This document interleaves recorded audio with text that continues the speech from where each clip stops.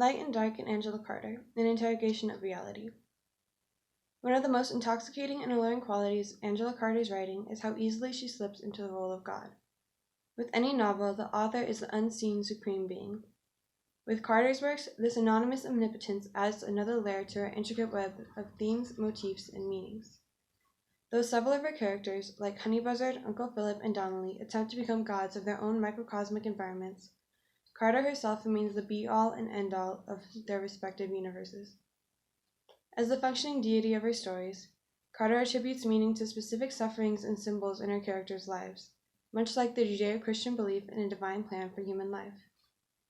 This complex creation and evolution of significance is made evident in the use of light and dark throughout the three novels: Shadowdance, The Magic Toy Shop, and Heroes and Villains.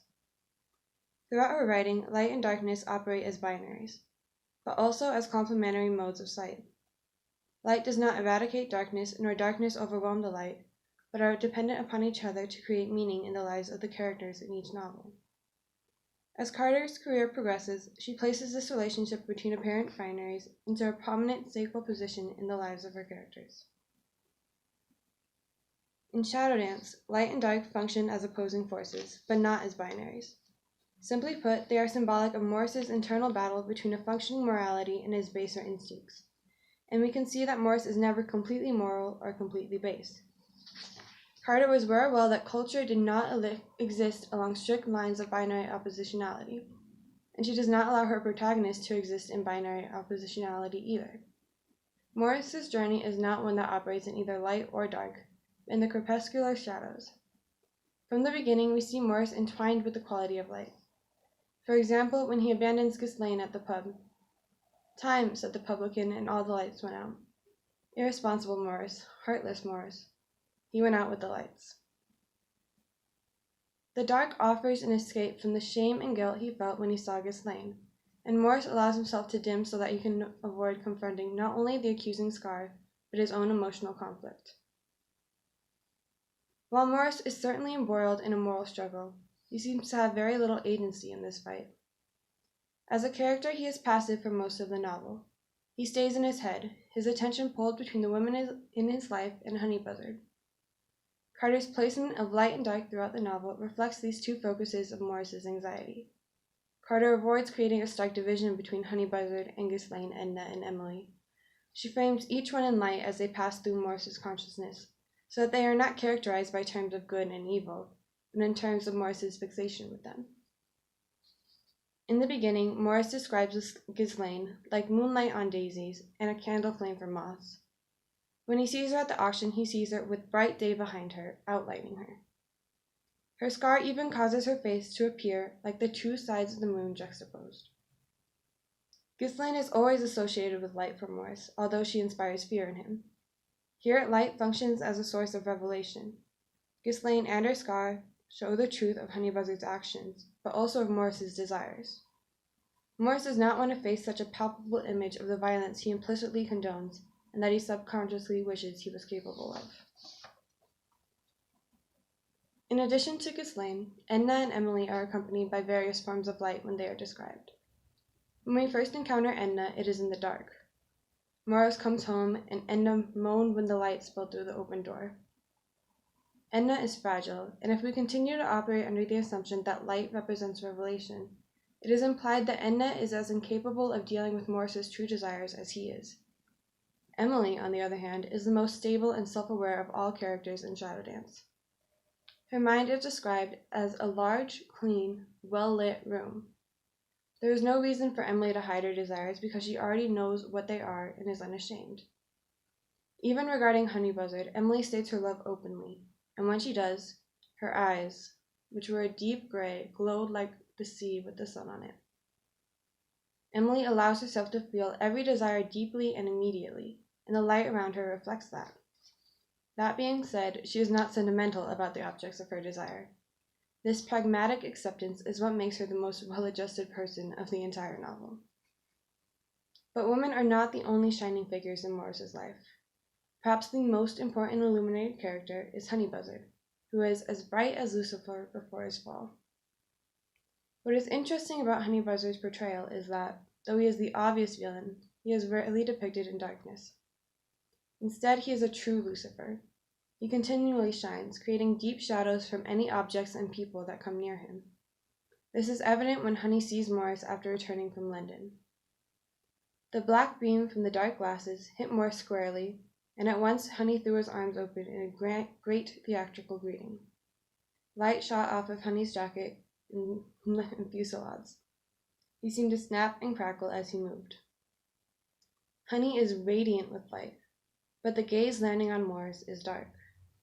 Honey's stare bathes him in shadow. Even while Honey was gone, we see how Morris is placed into darkness in relation to this fallen angel of light. The moon had set, and the room was black dark. He thought in despair, how can I manage with Honey gone? Both Honey's presence and his absence bring about darkness. Because he brings light with him, he serves as a reminder of Morris's concealed and denied desires, just as Ghislaine, Edna, and Emily do. But because he also creates darkness, he gives Morris a place of stasis and comfort to avoid confronting his fears. And in the end, after Honey is revealed for the psychopath he is in the lights of hundreds of candles, Morris chooses to forsake the clear light of the street lamps and the sweet, clean breeze, to enter, Orpheus-like, the shadowed regions of death. He chooses to re-enter the comforting recesses of the dark and lose any identity and thus any culpability. Ultimately, Morris vanished into the shadows. Throughout Shadow Dance, light and dark serve as symbolic reminders of the mental and emotional exposure that Morris is terrified of. Carter's subtle use of luminescence emphasizes Morris's severe escapism brilliantly, so that Morris is not choosing between good and light and evil and dark, but the light and dark become consecrated, spiritual manifestations of his inner conflict. In the Magic Toy Shop, light is less revelatory and more aesthetic, and the darkness takes on a more prominent symbolic role. There is still an interdependence between light and dark, but it is less pronounced than in Carter's other works. Light is used most often to create more vivid imagery. It provides a mood for a scene, for example, gray, uncertain light leaked in, or a light source is identified so that the setting is rendered as vivid as a painting. For example, now she saw the terra incognita of the brothers' bedroom, lit by an unshaded central lamp. There are several instances where light operates as more than merely an artistic choice, though they all seem to support the purpose of darkness in the novel. Where in Shadow Dance, darkness offers Morris a tempting asylum from his reality, in the Magic Toy Shop, the dark takes on the oppressive nature of life with Uncle Philip, and therefore life within the patriarchy. From the beginning of the novel, darkness is brutal and domineering. During Melanie's sexual awakening in the garden, with her imagination fueled by Lawrence and the dark gods, Melanie enacts a metaphysical consummation with nature. Melanie has her first experience with the dark gods out of lust and physicality and all the other adult concepts, and because her erotic partner is nature and infinity, she understandably finds it overwhelming. And immediately after her terrifying metaphysical coupling, she feels the oncoming threat of darkness. The moon was beginning to slide down the sky. Soon it would set, and a perfect darkness would obliterate her. And so, the presence of the ravenous darkness is introduced immediately following a frightening and overpowering erotic experience. This parallels the rest of the novel, where any desire not approved of by Uncle Philip or the patriarchy is attempted to be extinguished, and any deviation results in immediate and forced fall from grace. When Melanie and her siblings are on their way to Uncle Philip's, their journey becomes darker and darker as it progresses, which is to be expected given the nature of day and night. But the way Carter emphasizes this darkness gives it meaning. In Melanie and Finn's exchange in the taxi, there is a sense of foreboding, though it is as simple a conversation as small talk about the weather. "It is beginning to get dark," she said. "And will get darker," responded Finn. The closer to the toy shop they get, the more oppressive the atmosphere becomes. The store itself is in a perpetual state of darkness because it is an extension of Uncle Philip himself. In the living space, there is more opportunity for light, especially in the absence of Uncle Philip. In one instance, the door slammed behind him, Philip, the room seemed to grow brighter. Here the contrast between light and dark stresses the bleak patriarchal presence of the dark and of Uncle Philip. In this way, light and dark work together in Carter's writing to give a better understanding of how virulent and oppressive the very presence of the patriarchal system to everyone under its thumb. In such a toxic and pervasive darkness, it is unsurprising that at one point Melanie implores the intercession of a divine light. In the middle of the night, she got up and turned on the light and looked at the sweet, bland face of Jesus, the light of the world, in the picture over the mantelpiece. He smiled beneath his crown of thorns. "Sweet Jesus," she said, "help me. Help us all." This is an unusual scene where Melanie's quiet desperation bubbles up. It is also a critique of the pseudo-palliative nature of prayer and religion, where at best you are giving yourself enough false hope to sustain you under the patriarchal system, and thus perpetuate it with your inaction, and at worst you are training a human demanding patriarch for a spiritual one. Philip has made himself a god to be feared in his household, and to look to another god to defeat him is not an effective way to free oneself.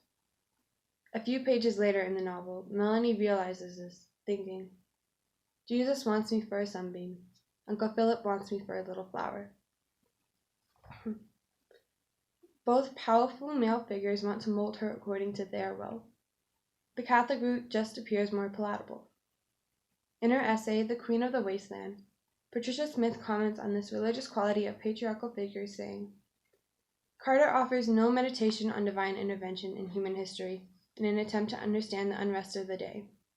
Rather, she suggests that rejecting the interference of those who assume godlike powers and destroying the symbols that empower them are far more effective strategies. There can be no reliance on a savior if any independence from patriarchal control is to be achieved. Even when Finn destroys Philip's symbolic swan, he takes on the role of savior for the groups and becomes the new patriarch. Reaching out for a messiah only perpetuates the cycle of the patriarchy. In this novel, Carter suggests it must all be destroyed. The wheel should not only be broken, but burned and consumed by the violence of the patriarchy itself. In Heroes and Villains, Carter's use of light feels a lot more intentional. In a story continually commenting on the false nature of binaries, light and dark are perfect symbols. And Carter takes it farther than she has in her previous novels, giving light and dark an agency outside of the characters' actions so that they influence the story instead of providing meaning. Both light and dark obscure and transfigure reality, and Carter drives home the point that binaries are a mode of distortion, an insufficient lens through which to view the world. In the Society of the Professors, light and dark have no meaning beyond their physical properties. Everything is very simply black and white, with no in-between.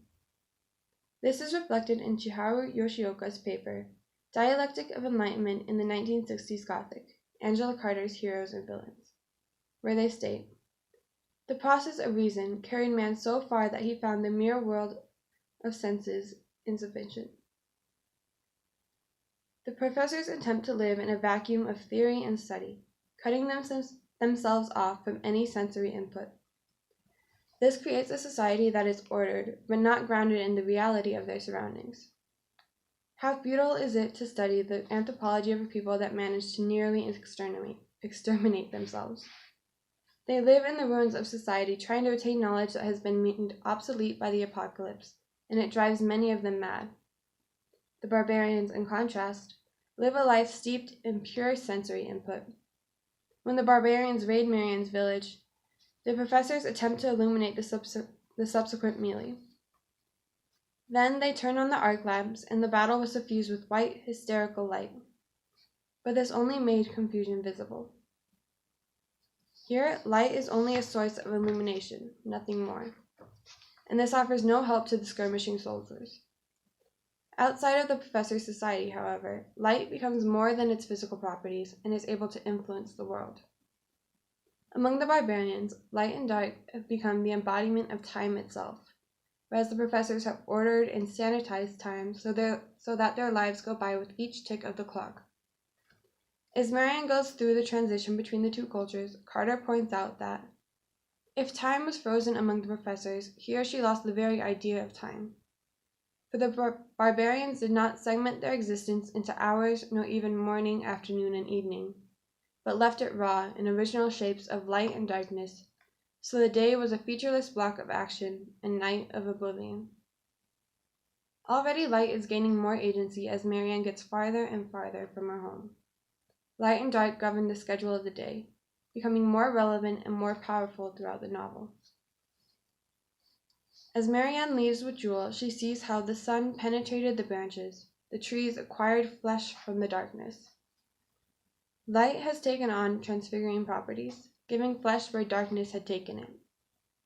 Where the professors were too straight-laced to interpret light as anything other than its physical manifestation, Marianne's journey to the civilization of the barbarians reflects the sentiment in Yoshioka's paper, that the Gothic was the phenomenon which marked reason's venture into the previously unknown and unseen, the mythologized and feared darkness.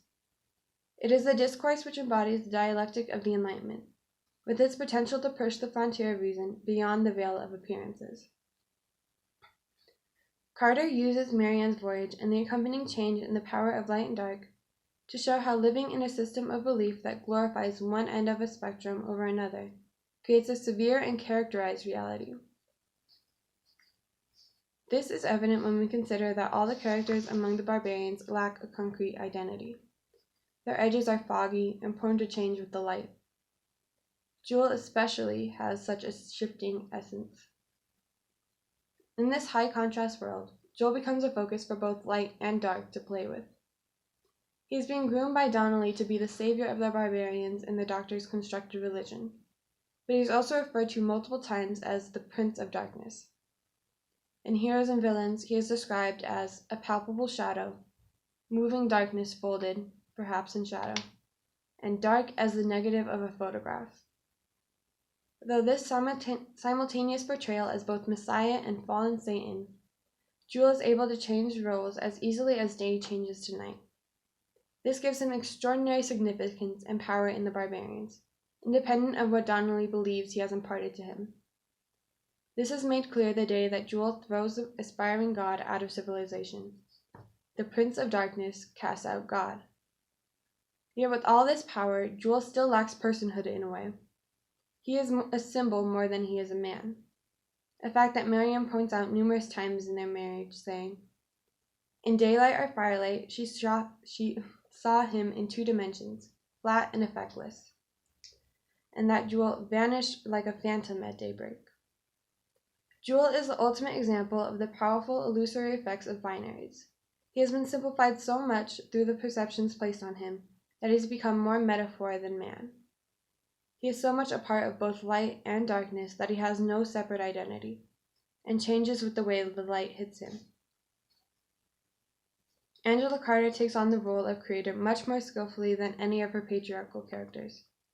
She remains concealed, but it is her will that guides the lives of her characters and consecrates whatever symbol she pleases. In Shadow Dance, light and dark serve to emphasize Morris's internal conflict and gain meaning through their relation to other characters. In The Magic Toy Shop, darkness becomes an oppressive manifestation of the patriarchy, with light serving as a contrast to underscore this tyranny, as well as create beautiful lit scenes in the novel.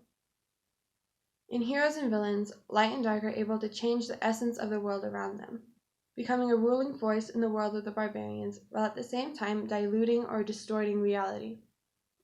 However, Carter's symbolic use of light and dark in each novel always contains a warning. She wants her readers to interrogate their reality, whether that means facing the desires they cannot admit to themselves, questioning the nature of patriarchy and rebelling against it, or having the self-awareness to doubt the validity of your own perceptions to the point where even sensory input cannot be entirely trusted.